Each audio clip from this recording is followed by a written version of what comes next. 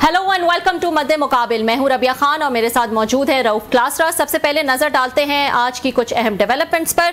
वजीर आला खैबर पख्तूनख्वा अली अमीन गंडापुर की इस्टेब्लिशमेंट पर फिर चढ़ाई। सख्त लहजे का इस्तेमाल मुल्क को डंडे के जोर पर नहीं चलाया जाता। फैसला साजों को लीडर नहीं गुलाम चाहिए। इस्टेब्लिशमेंट ने जबरदस्ती हुकूमतें बनाई, ऐसे तो हम गुलाम ही रहेंगे।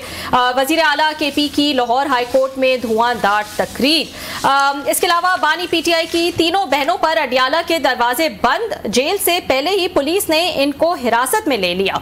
अलीमा खान को मुलाकात की इजाजत क्यों नहीं मिल रही, अहम तफसीलात आपके साथ शेयर करेंगे। और PAC अरकान का सनाउल्लाह मस्तीखेल के खिलाफ कार्रवाइयों पर शदीद एहतजाज। इजलास की कार्रवाई जारी रखने से इनकार कर दिया। इजलास में मस्तीखेल के चेयरमैन वापडा से सख्त सवालात के बाद इनके घर और रिश्तेदारों का मीटर काट दिए गए। असल वजह क्या बनी, इस पर भी हम तफसीलन बात करेंगे आज के शो में। लेकिन सबसे पहले बात कर लेते हैं अली अमीन गंडापुर का जो धुआंधार बयान जो है वो सामने आया, और इसके अलावा जो बानी PTI की बहनों को जो है वो उनसे नहीं मिलने दिया जा रहा। हमारे साथ इस वक्त मौजूद है इस पर बात करने के लिए मुनीब फारूक साहब, सीनियर सहाफ़ी हैं। इनसे बात कर लेते हैं। अस्सलाम वालेकुम Munib, thank you so much for joining. जी बहुत शुक्रिया आपका। जी मुनीब बताएगा, हुकूमती रहनुमा तो ये कहते रहते हैं अली अमीन गंडापुर के बारे में कि वो दोनों साइड पर जो है वो खेलते हैं और एस्टैब्लिशमेंट को भी खुश रखते हैं, खान साहब को भी खुश रखते हैं, लेकिन इस वक्त इतनी धुआंधार तकरीर, इसके पीछे क्या वजह हो सकती है? देखिए, इसके पीछे जो सबसे बड़ी वजह है वो है कि अली अमीन गंडापुर साहब और एस्टैब्लिशमेंट के दरमियान फिलहाल जो कोई पॉजिटिव इंटरेक्शन था इमरान खान साहब के हवाले से, उसमें एक फॉलिंग आउट हुई है और वो कोई मस्बत तरफ नहीं जा रहा, बल्कि उसमें एक बहरान किसी कैफियत है और गंडापुर साहब को बहरान महसूस हो रहा है। और गंडापुर साहब बहुत सी जगह पर ये कहते पाए जाते हैं कि भाई मुझे डबल क्रॉस किया जाता है, मेरे साथ मुझे एक दफा उम्मीद दिलाई जाती है, फिर मेरे साथ मामला दुरुस्त नहीं किए जाते और कोई आगे नहीं मामला बढ़ता बल्कि पीछे की तरफ चलना शुरू हो जाता है। तो गंडापुर साहब कि ये जो उनकी तकरीर थी ये उनकी फ्रस्ट्रेशन का पीक है, और जो संज्ञानी तकरीर थी वो भी उनकी फ्रस्ट्रेशन का पीक थी। इशू ये है कि मुझे लगता है पाकिस्तान की एस्टेब्लिशमेंट भी वक्त के साथ साथ वैसे भी जाहिर बात है दे आर ऑल पावरफुल, लेकिन वो बड़े वर्ल्डली वाइज हो गए हैं और वो है कि किस तरह किसके साथ किस तरह से एक मेंटल गेम करनी है। तो शायद गंडापुर साहब भी उसका शिकार हो रहे हैं और गंडापुर साहब को अब ये प्रॉब्लम इस वक्त एक फेस वो कर रहे हैं कि कोई ब्रेक थ्रू नहीं हो रहा। प्रैक्टिकली इस वक्त इमरान खान साहब और दरमियान गंडापुर साहब ही एक वाहिद मीडियम थे जिनका कोई ऐसा इंटरेक्शन था जिसमें खास लेवल तक वो जा सकते थे। वहां पर भी एक वॉइड क्रिएट हुआ है और उसकी वजह ऐसी है कि वो गंडापुर साहब को वही ताना देते हैं जो कि एक जमाने में कुछ और लोगों को दिया करते थे कि भाई आप कर ही नहीं सकते, मीडिया तो कंट्रोल कर ही। सोशल मीडिया इतनी आम चीज है, ऑनस्लॉट इतना और कि उसका जिक्र चीफ है, उन्होंने भी उस झूठ का जो फैलाया जाए उनको भी इन्वेस्टर्स को करना पड़ा ओवरसीज इन्वेस्टर्स कॉन्फ्रेंस के अंदर कि वो किस कॉन्टेक्स्ट। तो अब आप खुद अंदाजा लगा पाकिस्तान तहरीक इंसाफ का सोशल मीडिया ब्रिगेड कितना हार्मफुल है और उसके खिलाफ कितनी रिजेंटमेंट है।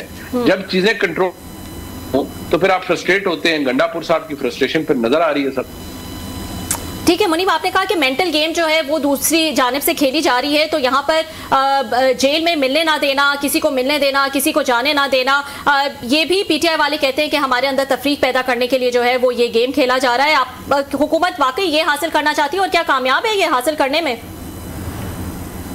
देखिए, बसद एहतराम हुकूमत को तो बहुत सी चीजों का शायद मुकम्मल तौर जो मुलाकातें अगर आप थोड़ा सा पीछे जाएं तो ये देखिए अक्टूबर से हमने ये ट्रेंड देखा है जब 26वीं तरमीम मंजूर हुई कि मुलाकातें एकदम बंद कर दी जाती हैं, फिर खोल दी जाती हैं, फिर जिसकी मर्जी होती है वो चला जाता है। कुछ ऐसे लोग हैं जिनका नाम लिस्ट में नहीं होता, उनको अंदर बुला लिया जाता है, उनकी रसाई हो जाती है। कुछ लोग ऐसे हैं जिनका नाम होता है लेकिन उनको नहीं जाने दिया जाता। 3 बहनें हैं तो 2 का कहा जाता है ये चली जाएं और एक को नहीं जाने दिया जाता। तो इसके पीछे अगर कोई ये कहे कि ये कोई ऑब्वियसली ये ऐसा तो नहीं है ना कि विदाउट प्लानिंग या विदाउट किसी अरेंजमेंट के हो रहा है। ऑब्वियसली इसको केयरफुली कार्व आउट किया गया है इस पूरे प्रोसेस को। और अब ये तरीकाकार है, मैं पिछले कुछ अरसे से अर्ज करता रहा हूं कि ये अब ऐसे ही होगा कि आपको पता लगेगा कि वन फाइन डे किसी की मुलाकात हो गई है जब मर्जी थी, और ये भी होगा कि जी आज गए हैं तो सारे पहुंचे हुए हैं लेकिन किसी की मुलाकात नहीं हुई और नहीं जाने दिया गया। सो ये तो अब this is the new normal.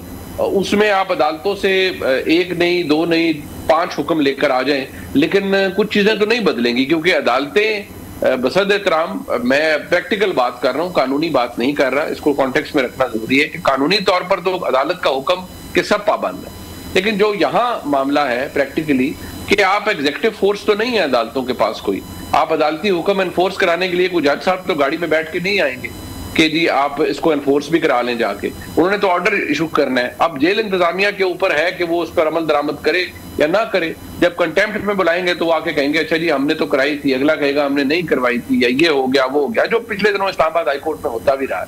तो ऐसे ही निजाम है, जारी बात है, इसमें सख्ती भी है, बरहमी भी है। ठीक जी, बहुत शुक्रिया आपका, आपने हमें ज्वाइन किया। मुझे ये हमें बताएं कि गंडापुर साहब ने जो फेरी इतनी बड़ी तकरीर की है और उन्होंने फिर थ्रेट्स किए हैं एस्टेब्लिशमेंट को, उनकी अपनी पार्टी जब ये मुहिम चला रही है उनके खिलाफ, तो किसी लम्हे भी इनको हटाया जा सकता है। शेर अफजल मरवत ये कई दफ़ा कह चुके हैं और वो बड़े करीबी हैं, इनके दोस्त हैं, वो भी ये बात कह रहे हैं कि गंडापुर साहब को हटाने का तकरीबन फैसला हो चुका है। उन पर करप्शन के, उनकी हुकूमत पर इल्ज़ाम PTI वाले खुद लगा रहे हैं। तो जब ये इमरान खान साहब की तरफ से भी आता है कि ये चीज़ें नहीं हो रही, करने वाली हैं, जब PTI की लीडरशिप जो है टॉप से लेकर बॉटम तक वो गंडापुर साहब पे ट्रस्ट नहीं करते, उनको काबिल भरोसा नहीं समझती, तो फिर ये कहाँ से समझा जाता है कि एस्टेब्लिशमेंट उनको सीरियस लेगी, उनको इंपॉर्टेंस देगी, वेट देगी? उनकी अपनी पार्टी उनको वेट नहीं देती। सर ये बात आपकी दुरुस्त है। देखिए दो प्रॉब्लम्स हैं, एक तो गंडापुर साहब को ये फ्रस्ट्रेशन है कि बातचीत वाले मामले में वो कोई प्रोग्रेस नहीं हो रही। दूसरा ये है कि गंडापुर साहब इस वक्त शदीद दबाव का शिकार है पार्टी के अपने रैंक एंड फाइल से, क्योंकि पार्टी का वर्कर तो कहते हैं ना दौड़ तोड़ दो, जला दो, गिरा दो, और बस वो पंजाबी में कहते हैं ना अन्नी डाल दो, आप सबको टेक ऑन करें और आप एस्टेब्लिशमेंट को भी खड़का दें, सबको कर दें, लेकिन प्रैक्टिकली कुछ काम नहीं हो सकते। सो जो इमरान खान साहब का वोटर सपोर्टर है या जो यूथ है जो तहरीक इंसाफ के साथ अलाइड है, वो तो मतलब अगर आप जो सोशल मीडिया पर देखते हैं, आप भी सुनते हैं, मैं भी सुनता हूं और हम भुगतते भी हैं, उनके नजदीक तो इमरान खान साहब की जो इमेज है वो तो लार्जर देन लाइफ है।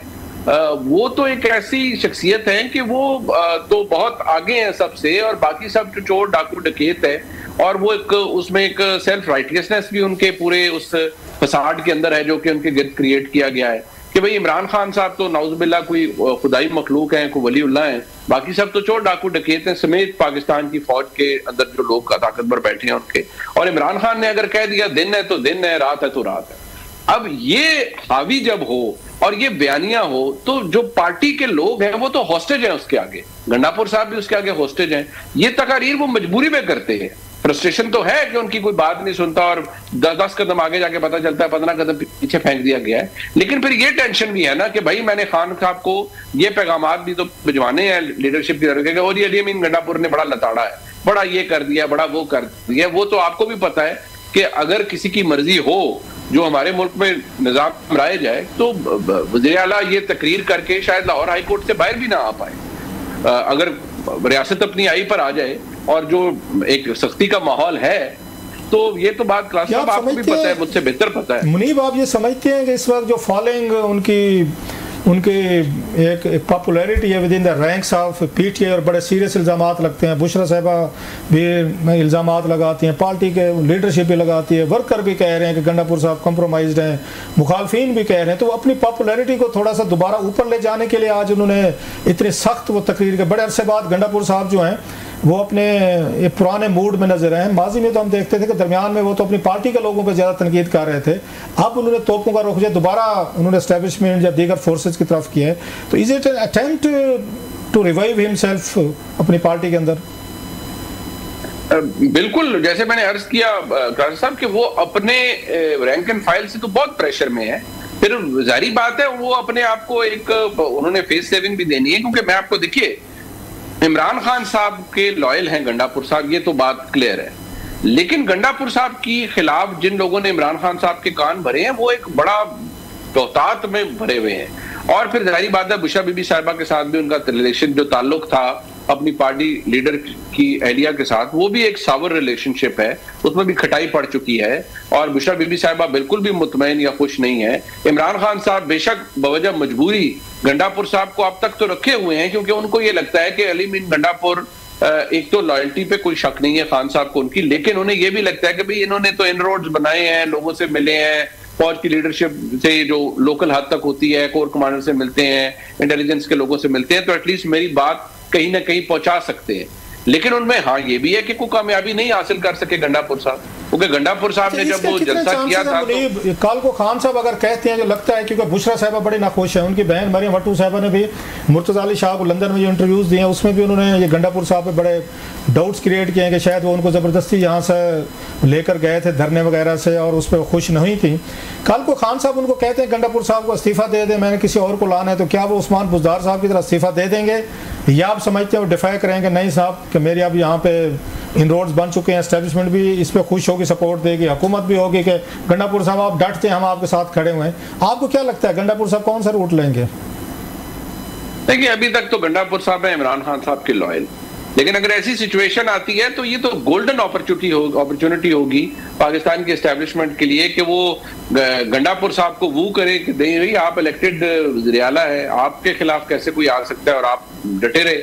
लेकिन नोइंग गंडापुर साहब और अभी तक जो मामलात है, मेरा नहीं ख्याल वो ये कभी भी इमरान खान साहब को डिफाई करेंगे। मुझे जो लगता है, मैं गलत हो सकता हूँ लेकिन मुझे नहीं लगता, और जो इवन एस्टेब्लिशमेंट के अंदर जो बहुत वेल प्लेस्ड लोग हैं उनके मुताबिक अली अमीन गंडापुर इमरान खान के साथ तो अभी तक मुकम्मल तौर पर खड़े हैं और वो इमरान खान साहब के प्रॉब्लम इमरान खान साहब भी खड़े हुए हैं गंडापुर साहब के साथ। गंडापुर साहब तो आप बता रहे हैं खड़े हुए हैं, तो क्या खान साहब भी ये गंडापुर साहब के साथ खड़े हुए हैं या खड़े रहेंगे?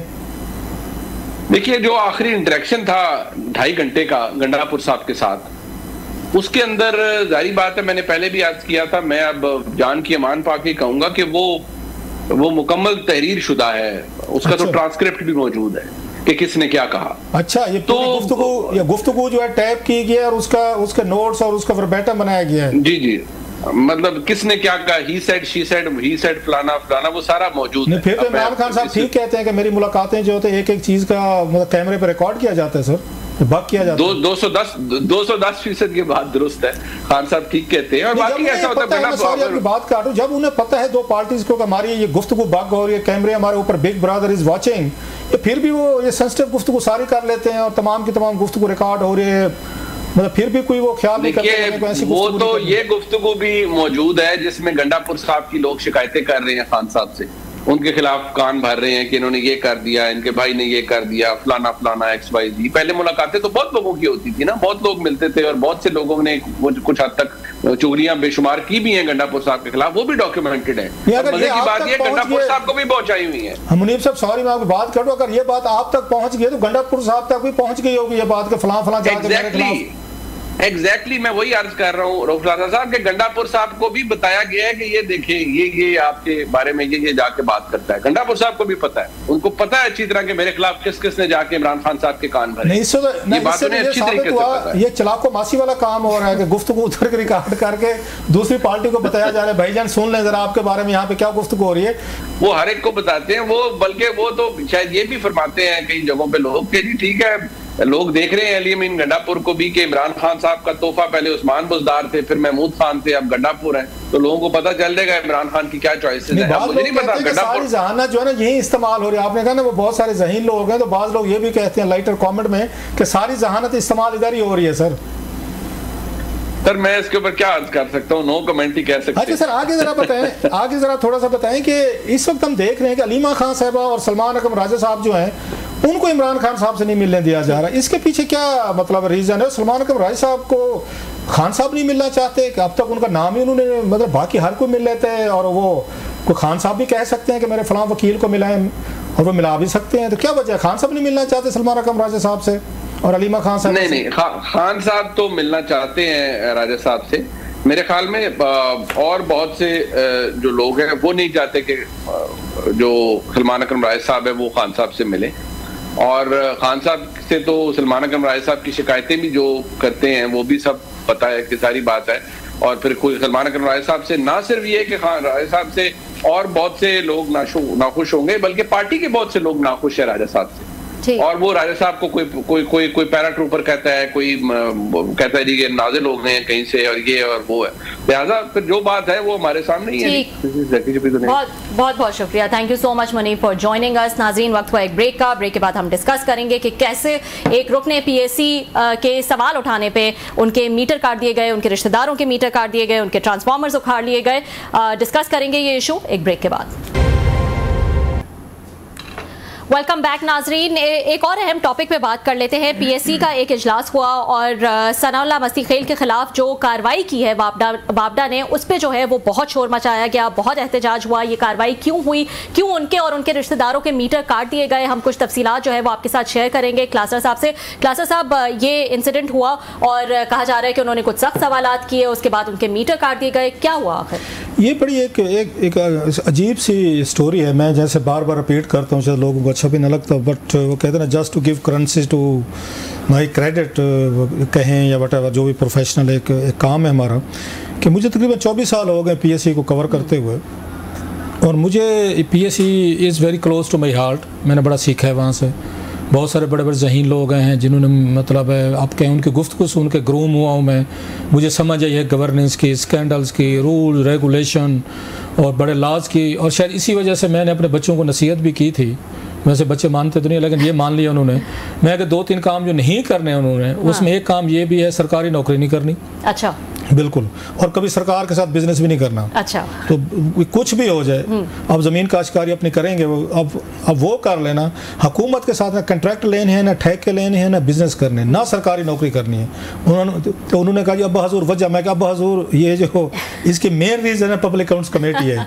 वहाँ पे जो मैंने चीज़ें देखी हैं और जितने स्कैंडल्स हैं, स्टोरीज आई हैं, रिकवरीज हैं, नैब है, FI, मैं तो डर गया हूँ भाई। मैं आपकी ईमानदारी से बता रहा हूँ मैं। सो अब इसमें हुआ ये है, ये जो इस PAC में, मतलब माजी में भी चीज़ें होती रही, 2-4 बड़े या दबंग किस्म के उसमें चेयरमैन आते रहे।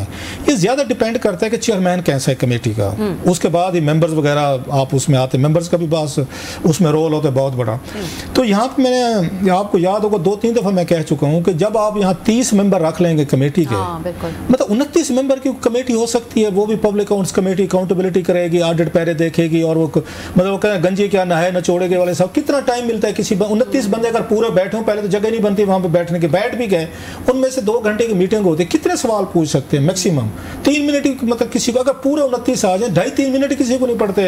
और फिर उन्होंने भी बोलना है, जो वहाँ पे उसमें अफसरान आए हुए हैं, ऑडिट वाले आए हुए हैं, मिनिस्ट्रीज आई हुए हैं। इतनी बड़ी कमेटी बना के आपने बड़ी ज्यादती की है। सेनेटर्स भी डाल दिए हैं, MNAs भी डाल दिए, हर एक कहता है जी हमने कमेटी में आना, बिकॉज ये कमेटी सबसे बड़ी पावरफुल कमेटी है। यहाँ ब्यूरोक्रेसी आती है, आपकी सिविल मिलिट्री ब्यूरोक्रेसी भी आती है। सो हर बंदा चाहता है कि मैं भी इसमें शामिल हो जाऊँ। आप इनको चाहिए था 10-12 के करीब रखते, अच्छे जो तगड़े अच्छे लोग भी बैठे हैं कमेटी में। और दूसरा जुनैद अकबर साहब जो है, ऐसा ही ट्राइंग टू असल्ट। आपने ऐसे बंदे को बना दिया जो अपोजिशन के बंदे भी हैं, उनको हुकूमत को वैसे तप चढ़ी रहती है उन पे। अच्छा, वो खुद भी बड़ी फैरी किस्म की स्पीचेस करते हैं। जब से इमरान खान साहब ने उनको सूबाई सदर बनाया, वो भी गोली गन बंदूक और बारूद F-16, वो उससे मिसाइल JF थंडर से कम वो भी गुफ्तगू नहीं करते, पूरे एग्रेसिव टाइप, पूरे एग्रेसिव हैं। जो मैंने उस वक्त भी कहा था मैं कि या तो जुनैद अकबर साहब वो सदारत ना लें, अपनी पार्टी की सदारत ना लें सूबे की, ये पॉलिटिकल साइड पे ना जाए। ये बहुत बड़ा काम है जो कर रहे हैं यहाँ पे PAC, मतलब बहुत बड़ी चीज़ है। मुझसे अगर पूछें पाकिस्तान में सबसे ज़्यादा पावरफुल के इदारा हो सकता है अकाउंटेबिलिटी का, वो PAC हो सकती है। आप उस वक्त आपको सूबाई सदारत लेनी नहीं चाहिए था जुनैद अकबर साहब को, इसको प्रेफर करना चाहिए। आप वो बेचारे बैलेंस करते रहते हैं, उधर इमरान खान साहब को भी खुश करना है, इधर उन्होंने अकाउंटेबिलिटी को चीज़ें भी देखने, सो हुकूमत को भी लगता रहता है, हुकूमत इनको सीरियस नहीं लेती इनकी बहुत सारी चीज़ों को।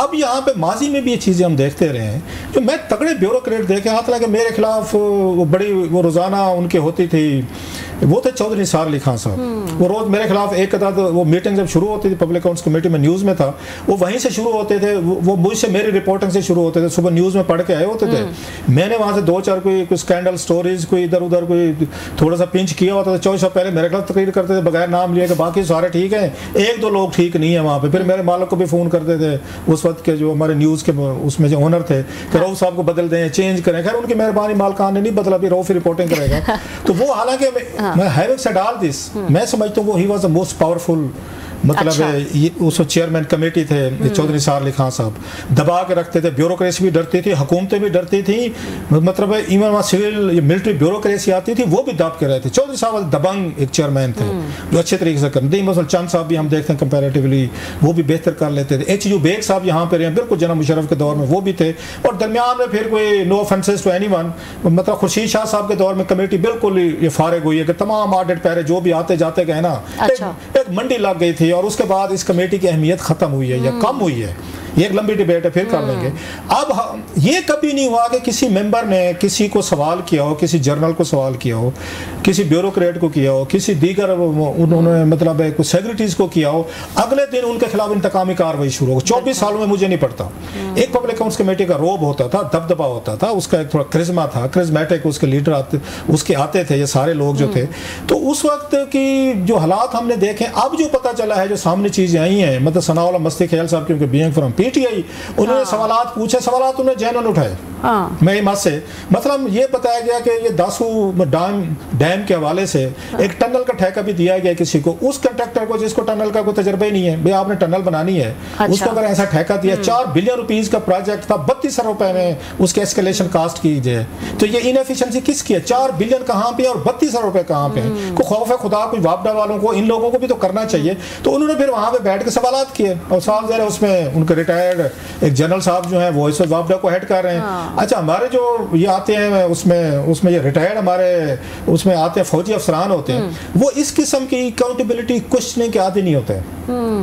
अब उनका ये मसले या तो उनको काउंसलिंग करके भेजें, सर जो पॉलिटिकल फोरम है, ये पॉलिटिशियंस हैं, ये सवालात भी पूछेंगे, क्वेश्चंस भी करेंगे, आपने इनको तहम्मुल से सुनना है और डाइजेस्ट करना है, और अगर मुनासिब समझे तो मुनासिब जवाब दे दें। अच्छा, सम टाइम वो उस पर सख्त बात भी कर लेते हैं, इसमें कोई शक नहीं। मेंबर जो है मतलब सम टाइम होता है कि वो बहुत सख्त और पर्सनलाइज कमेंट्स भी करते हैं, और उस पर कुछ अफसरान रिएक्ट भी करते हैं, ये भी हमने देखा। मतलब मुझे याद आ रहा है प्राइवेटाइजेशन कमीशन के उस वक्त सेक्रेटरी थे ये अहमद नवाज सुखेरा साहब, जो बाद में यहाँ पे कैबिनेट सेक्रेटरी तौर पर रिटायर हुए, तो एक मीटिंग में थे वहाँ पे। तो उस वक्त एक दो मेंबरान सेनेटर्स ने उन पे साथ कोई सख्त गुफ्तगू की, जिसपे चेयरमैन जो कमेटी थे उन्हें भी लगा कि सख्त गुफ्तगू है, तो ही स्टूड फॉर हिमसेल्फ। तो अहमद नवाज सुखेरा साहब ने स्टैंड लिया वहाँ पे, उन्होंने सर बात सुना, हम आपकी इज्जत करते हैं, हम आपके फोरम पे आते हैं, लेकिन इसका मतलब ये नहीं है कि you have the right to insult us. आप ये करेंगे मतलब म्यूचुअल रिस्पेक्ट होती है, हम करेंगे। खैर फौरन उन्होंने मदद की, या तो फिर इस तरीके का जवाब वहीं पे दे दिया जाता होता है। आप भी दे सकते थे, जनरल साहब भी जवाब दे सकते, बात करें ना, मतलब बात करें ना, आप जवाब दें कि सर आप जो बात कर रहे हैं गलत है, ऐसे नहीं करनी चाहिए, टोन टेनर अगर आप बचन।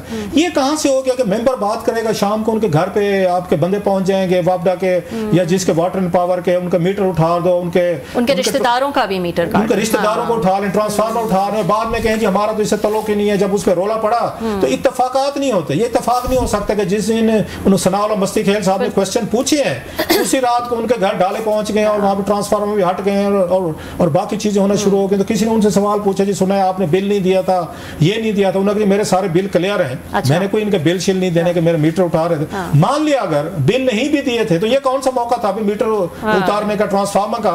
आप पहले उतार लेते। मतलब ये कि सनाउल्लाह मस्ती खेल साहब अगर ये सवाल ना उठाए कि 4 बिलियन रुपीस का जो प्रोजेक्ट था वो 32 अरब रुपए में दिया जा रहा है, तो 28 अरब रुपए की जो एस्केलेशन दे रहे हैं इस मुल्क और कौम के पैसों से, जब कर्जे लेके इनको ठेकेदारों के या उसके ब्यूरोक्रेसी का पेट भर रहे हैं, तो ये सवाल पूछना जुर्म है।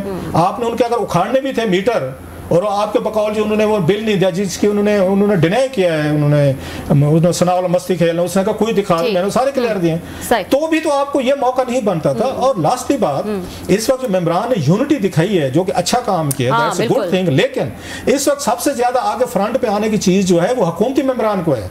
हुकूमत के 2-3 वजीर बैठते हैं, हुकूमत के मेंबरान बैठते हैं, उन्हें इस वक्त केस लड़ना चाहिए, नॉट बिकॉज ऑफ के उसका सनाउल्लाह मस्ती खेल पीटीआई से, ये अपोजिशन से है, चेयरमैन कमेटी अपोजिशन से, हम इनका साथ नहीं देते। नो, ये कमेटी की आपकी ऑनर, प्रेस्टीज और ये प्रिविलेज का मसला है आपका कि कल को कोई ब्यूरोक्रेट, वो सिविल मिलिट्री हो, अगर आपके किसी मेंबर ने सवाल कर दिया और उसकी कल घर पे कोई उसके डाले शाले पहुंच गए और वहां कार्रवाई शुरू हो गई, इतना भी मतलब है ये कभी ये पार्लियामेंट इस वक्त बिल्कुल लेटी हुई है, इसमें कोई शक नहीं है, लेकिन इतना भी इसको ना कर दें, वो मतलब इसको जलील और नाक से इनकी लकीरें ना खिंचवाएं कि ऑलरेडी लोगों का ईमान जमहूरियत और पार्लियामेंट्री चीजों से उठा हुआ है। इस तरह के एक्शन करके अब मजीद इसको मतलब वो डिफेम कर रहे हैं। और वो जुनैद अकबर साहब, मैं फिर कहूंगा ये उनकी पावर है। वो कहते हैं स्पीकर को खत लिखेंगे, वो भाई स्पीकर को नहीं लिखना होता आपने, you have to write to the prime minister of Pakistan.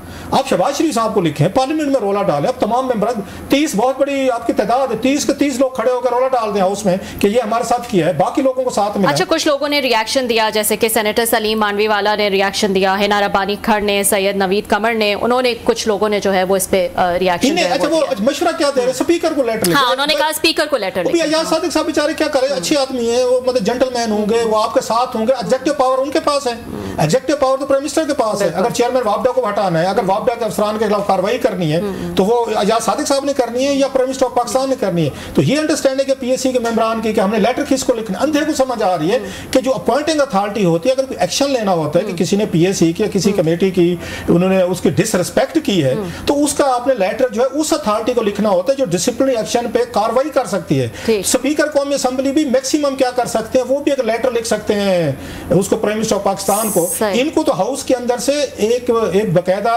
एक मंजूर करवानी चाहिए, एक रेजोल्यूशन अपोजिशन और हुकूमत को। Yes, it's a very serious breach के एक मेंबर ने कुछ सवालात किए हैं, उसके जवाब में जो ब्यूरोक्रेसी है, अगले दिन उन्होंने जाके उस मेंबर के घर पे छापे मारे हैं। छापों से मुराद उनके घर की बिजलियां ट्रांसफार्मर उतार लिए, और आप चुप करके बैठे हो, स्पीकर को लेटर लिखोगे। ये तो होम्योपैथिक स्टेप है। इसलिए अगर जुनैद अकबर साहब को भी नहीं पता कि मैंने स्पीकर को लेटर लिखना है तो या मैंने प्राइम मिनिस्टर को लिखना है, फिर इनके साथ ठीक हुआ है। हाँ, वैसे जुनैद अकबर साहब का क्या रिएक्शन जो है वो होना चाहिए? आपने कहा माजी में जो रहे हैं पीएससी चेयरमैन वो इतने सख्त और वो रहे, दबंग रहे, मतलब माजी में जो रहे ना दबंग, जिनको मैं कहता हूँ, हालांकि फिर मैं कह रहा हूँ चौधरी साहब कि मेरे ऊपर रोज वो तबरा पढ़ते थे, लेकिन उनका राइट है, मैं I respect his right of opinion. मैं भी लिखता था जो भी मैं समझता था ठीक था, वो तनकीद करते, उनका राइट है, फेयर इनफ, उन्होंने कोई वो नहीं किया, मैं उसको नहीं कह रहा, लेकिन दबंग अंदाज से चलाई थी ना उन्होंने। अच्छा, उनके दौर में यही कुछ हुआ था, एक तो मसले आ गए थे, चौधरी साहब ने डेडलाइन दे दी थी कि अगर ये नहीं होगा तो मैं इसको छोड़ दूंगा। हुकूमत ने नहीं किया था उस वक्त जो उनके स्पीकर थे, पीपल्स पार्टी का दौर था, 2012 के करीब का था, जिसके बाद नदीम अफजल चंद साहब को प्रमोट किया गया था कि आप जो है आप इसको संभाल लें। तो जनाब उन्होंने इस्तीफा दे दिया था, छोड़ दिया था। चौधरी निसार अली खान साहब को 2-3 दाद देनी पड़ती हो दूंगा, despite being his one of bitter critics. 2-4 मौकों पे उन्होंने अपनी थोड़ा कैरेक्टर और डिग्निटी दिखाई है, मुझे जरा मेंशन करने दें। आप क्योंकि पावर में नहीं है तो लिहाजा जब पावर में कोई बंदा ना हो तो उस वक्त उसके स्टेप्स को अप्रिशिएट किया जा सकता है। मसलन उन्होंने सबसे ज्यादा जो उनके दौर में था, उन्होंने यहाँ पर जब ये आपको याद होगा, ये वजीर आज़म बने थे शाहिद खकान अब्बासी साहब, इज्जत थोड़ी सी ना कमानी पड़ती है, नुकसान होता है, but self respect sometime is more important. इनको जब उन्होंने बनाया शाहिद खकान अब्बासी साहब को वजीर आज़म, तो उनको भी कैबिनेट में ऑफर की गई थी, आप कैबिनेट में आए, ही रिफ्यूज्ड। उन्होंने कहा मैं इनसे हम ये नवाज शरीफ साहब और मैं इकट्ठे 85 के असम्बली में आए थे, मैं शाहिद खकान अब्बासी साहब से थोड़ा सा सीनियर भी हूँ, मैं इनके वाले साहब के साथ मैंने काम किया, कैबिनेट में रहे हैं, जो उसमें अगर खकान अब्बासी साहब थे, इनके वाले साहब थे, हम उस जुनैद साहब के कैबिनेट में इकट्ठे वजीर थे। आज उनका बेटा वजीर आज़म बन गया तो मैं उनका जूनियर वजीर ला के जाऊँ कि मुझे झंडा चाहिए, गाड़ी चाहिए, मैं नहीं करूँगा, एंड ही रिफ्यूज्ड। हालांकि उनको शाहिद खकान अब्बासी साहब ने खुद रिक्वेस्ट की थी, but he refused. It was unprincipled, ये कोई नहीं करता, वजारत कोई नहीं छोड़ता, सो उन्होंने वहाँ पे छोड़ी। उनको मरियम नवाज साहबा की वजह से मसले हुए कि उन्होंने जब इनको प्रमोट किया, उन्होंने कहा मैं मियां नवाज शरीफ साहब को तो मैं सबमिट कर सकता हूं, इनके बच्चों को मैं नहीं कर सकता। उन्होंने इस पे क्विट किया, ये उन्होंने छोड़ी। उन्होंने इसी के PSC was very important committee, उनके एक तो लैप्सेस भी थे जो मैंने किए थे, जिस पे नाराज थे मुझसे। एनएलसी का स्कैंडल था, उसमें 2-4 जर्नलों को कुछ सजाएं होनी थी, उस पर थोड़ा सा उन्होंने एक्शन की बजाय उन्होंने फॉरवर्ड किया था जनरल कियानी साहब के टेलीफोन पे कि हम इसको देख लेंगे, करते हैं, आप एक्शन लें। वो खैर मैंने उस पर स्टोरीज की, उस पर थोड़े से नाराज थे, जिससे चौधरी साहब को थोड़ा सा फील हुआ, लेकिन उन्होंने पब्लिक अकाउंट्स कमेटी छोड़ दी थी। उन्होंने कहा अगर मेरी बातें नहीं मानी जाएंगी, आई वोंट रन इट। अब सवाल यह है कि जुनैद अकबर साहब might be a good man, लेकिन जुनैद अकबर साहब का वो एक करिश्मा, एक क्लाउड, एक पावर, एक दबंग वो नहीं है कि वो हुकूमत को मजबूर करें कि जिन ये अफसरान ने इनके मेंबर के खिलाफ एक सवाल पूछने पे कार्रवाइयां की हैं, उनके खिलाफ एक्शन लिया जाए, उनको हटाया जाए, या कमेटी के आगे आके वो मादरत करें, माफी मांगे। जिनको ये नहीं पता कि लेटर हमने स्पीकर को लिखना है या हमने प्राइम मिनिस्टर को लिखना है। आप में तो ये होनी चाहिए थी, प्राइम मिनिस्टर को बुला लेते, ये कमेटी बुला सकती है, ये अपोजिशन को भी बुला सकती है, ये प्राइम मिनिस्टर को, ये किसी को बुला सकती है। आपको फॉरन लेटर लिखना चाहिए प्राइम मिनिस्टर ऑफ पाकिस्तान को, being executive authority you appointed these people, इन्होंने हमारे साथ आगे ब्रीच किया, हमारी कमेटी को डिसरिस्पेक्ट किया, प्लीज कम बिफोर अस और हमारे सवालों का जवाब दें, एक्सप्लेन करें। यहाँ पे आप प्राइम मिनिस्टर को बुलाएं, आप कहते हैं हम या सादिक साहब को बुलाएंगे, या सादिक साहब एक छोटा सा लेटर लिख देंगे, वो कहते हैं अच्छा जी हम देखते हैं करते हैं। तो इस तरह इस्तेमाल नहीं होती। ठीक है जी, लेट्स सी कि इस पे जो है वो क्या एक्शन लिया जाता है। नाज़रीन, वक्त हुआ एक ब्रेक का, ब्रेक के बाद हम दोबारा हाजिर होंगे। वेलकम बैक नाजरीन। ब्रेक पे जाने से पहले हम बात कर रहे थे कि रुकने पीएसी सनाउल्लाह मसीखेल के खिलाफ जो है वो काफ़ी एक सख्त जो है वो कार्रवाई की गई वापडा की तरफ से, जब उनके मीटर जो है वो काट दिए गए, उनके रिश्तेदारों के मीटर जो है वो भी काट दिए गए, यहाँ तक कि ट्रांसफार्मर उठा कर ले गए रातों रात। और ये जो है वो इसलिए हुआ क्योंकि उन्होंने उससे पहले पीएसी के इजलास में जो है वो कुछ सख्त सवालात जो है वो उठाए थे वापडा के खिलाफ, और उसके बाद हमने देखा कि ये एक्शन हुआ और कुछ अरकान हैं जिन्होंने इस पे शदीद जो है वो रद्द अमल दिया। उन्होंने कहा इस पे ज़रूर एक्शन होना चाहिए। हिनारा बानीकर, सैयद नवीद कमर और दूसरे सेनेटर सलीम मानवीवाला, इन सब ने जो है वो इस पे बहुत सख्त एतराज़ उठाया। उन्होंने कहा है कि अगर एक रुकन जो है वो कोई सवालात उठाते हैं पीएसी के इजलास में और उस पर इस तरह का रिएक्शन आता है तो इस पर जो है वो ज़रूर अब हमें एक्शन लेना चाहिए। लेट्स सी के चेयरमैन जो हैं पीएसी वो इस पर क्या रद्द अमल देते हैं और क्या एक्शन लेते हैं। आज के लिए इतना ही, मंडे को आपसे फिर मुलाकात होगी।